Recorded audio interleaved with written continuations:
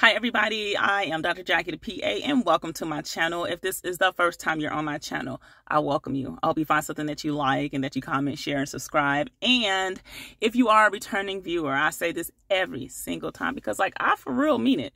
You are the real MVP. You did not have to come back, and look, here you are watching another one of my videos, and I appreciate you for real. For real. Anyhow, I just rubbed where I had eyeliner on. Anyway, I had a 2-hour drive to this oncology center in Vincennes, Indiana, a place I never heard of before I was asked to come out here. And I had a lot of time to think, and I was like, oh my gosh, y'all, yesterday was the first, and I didn't even let y'all know that it was my 7-month anniversary as a medical science liaison, and your girl's still here. I wanted to spend this time making this video in the parking lot, just to give you an update on, 7 months now. What do I think about my job? Am I still in love with this job, et cetera, et cetera. And then I also wanted to let y'all know how I travel way differently now, way differently. So real quick. So 7 months in, and I am still absolutely grateful to be in this position. Again, I get to work from home, which allows me to spend more time doing things I was not able to do when I was in a clinical setting. Yes, I do travel, and the travel varies. Sometimes I'm traveling a lot, and a lot to me is if it's 3 days in a week, or occasionally there's 4 days, but sometimes I'm traveling a lot and sometimes I'm not. Sometimes I have a whole bunch of meetings and some days I don't. A lot of the days I don't get dressed unless I'm going to be out talking to other people. So yes, I am still very grateful to be in this position. I am grateful for my coworkers. I am grateful for the opportunity to meet so many different people and go different places that I would not ever go. I wouldn't be in Vincennes because why would I be out here? I know people live out here, but this ain't as I was driving through, I was like, ooh, child, this is not where I could be living, but I'm here. And there's people everywhere and people need what we have to offer. I also, I have been at plenty of conferences, and I've conferenced way differently than I did when I worked clinically.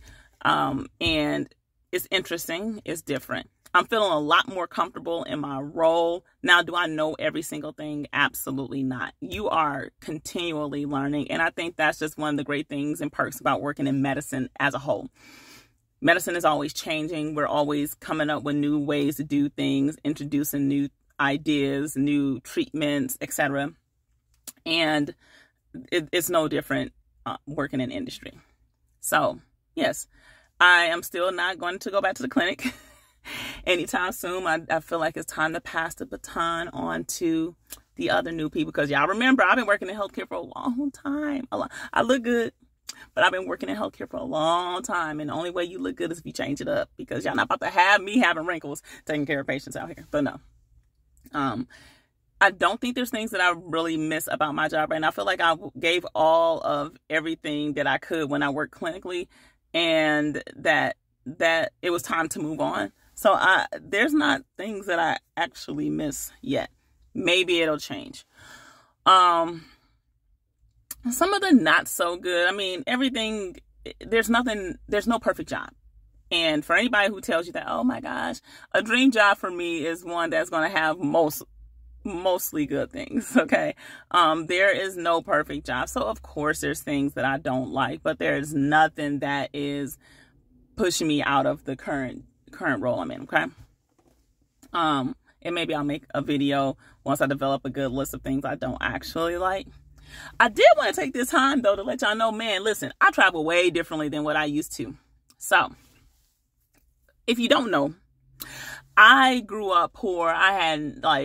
Grew up in poverty. We didn't have a lot of money. Okay. But I don't want to say poor. We did not have a lot of money. So I did not travel a lot of places. I did not do a lot of things as a child. I would make up places that we're going to go. And so as an adult, I flew on an airplane for the first time, like where I knew I made the decision. Never during my teenage years or as a young kid that I remember, I guess when I was a baby. But it wasn't until I was 23 and then I got on an airplane. And for me, I have done a lot of travel. If you have seen like any of my like social media, I travel. But there's a lot of things I didn't care about because I was so grateful for just the opportunity to travel. So one thing was TSA pre-check, y'all. So now your girl got TSA pre-check, and I don't know how was I traveling without that. It wasn't a big deal for me before because, again, like I said, I was so grateful just to be traveling. A little wait and a little bit of a long line to, you know, take my shoes off, take my computers out of my bag. You know, it wasn't a big deal. I was just like, it just comes with traveling. I was always thinking about the other side of the travel. But listen, TSA pre-check has changed my life. If you have ever gotten the time wrong for when you were supposed to be catching your flight, and then you're like, oh shoot, I only got this many minutes before I can get on to my flight, TS pre-check will get you through the crutch. And gosh, just imagine never to having to take off your shoes, man. I love not taking off my shoes because sometimes if I don't wear socks, I get mad if my feet have to touch the floor and I didn't plan appropriately. But now, with pre-check, I don't even have to. Okay, the other thing that I do differently is so I will fly Southwest because you can check 2 bags for free, right? And I always felt the need to check 2 bags or at least check a big bag. And more so because I could. And I felt like I have options. I can do all these different things. And Southwest is cool, you know. You get, as long as you get up in that A group, I'll pay my little extra money to go up front, switch to an A group, and I'll get me a seat somewhere in the middle of the plane next to the window because I like a window seat. I felt good, but, you know, again, I was so grateful for the opportunity to travel and thought I had caught on to this big deal with being able to check these bags, and I didn't even realize that checking bags ain't life. If you have to check a bag, you want to be able to check a bag without like it being a hard thing to do or a very expensive thing to do. So I'm not saying it's not worth it, but for what I do with my job and as frequently as I travel, oh my gosh, y'all, I didn't know that checking bags is just not life. So I typically go with my book bag, and then I have a carry-on bag that I use. I think it's the 22-inch Travel Pro. I think that's what I have because it was recommended by everybody I work with, and it's been good. I'm glad it's a cloth bag because sometimes I have to get on regional flights, and if you have one of those hard case suitcases, even though it may be smaller than my bag, they don't let you like put it in the overhead bin as part of your carry-on sometimes because it doesn't compress. So if you're wondering like what kind of bag to get, don't get like that hardcover bag. They're not as durable.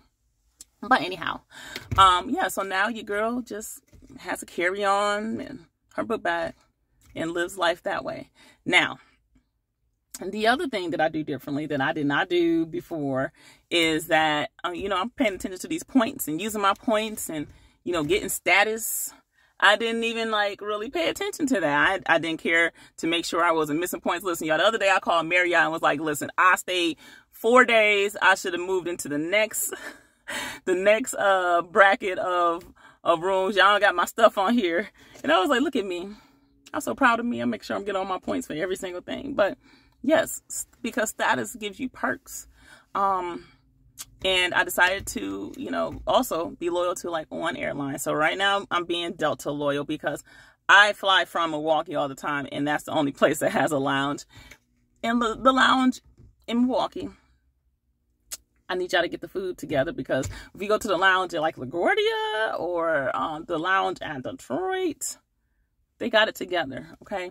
So Milwaukee, Delta, can we get some different food options? But anyhow, the whole point is if I have a lounge, so I feel like I'm in this exclusive club where other people cannot come in. They cannot bother me. I don't have to breathe everybody's air.